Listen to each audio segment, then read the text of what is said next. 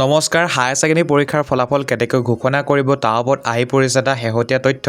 তোমালোক সকলোকে জনাব বিচাৰিছোঁ যে তোমালোকৰ হায়াৰ ছেকেণ্ডেৰী পৰীক্ষাৰ ফলাফল হয়তো 24 এপ্ৰিল তাৰিখে ঘোষণা কৰিব পাৰে হয় তোমালোকে ঠিকেই শুনিছা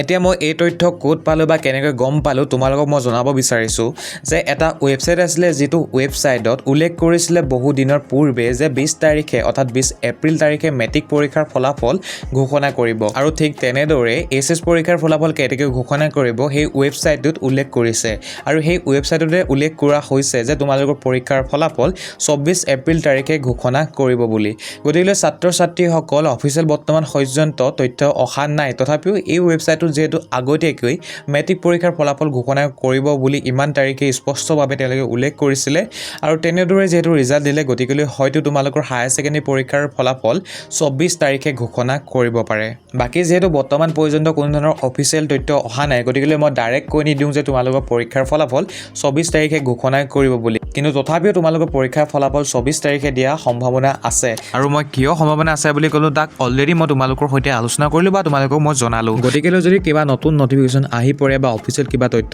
আহে যে 24 তাৰিখে দিব বা নিদিয়ে বা অন্য কোন তাৰিখে দিব পাৰে তেনেহ'লে তোমালোকৰ আগত নিশ্চয় মই ভিডিঅ' বনাই উপস্থাপন কৰিম গতিকে যিসকলে চেনেলটি ছাবস্ক্ৰাইব কৰি থোৱা নাই নিশ্চয় চেনেলটি ছাবস্ক্ৰাইব কৰি থবা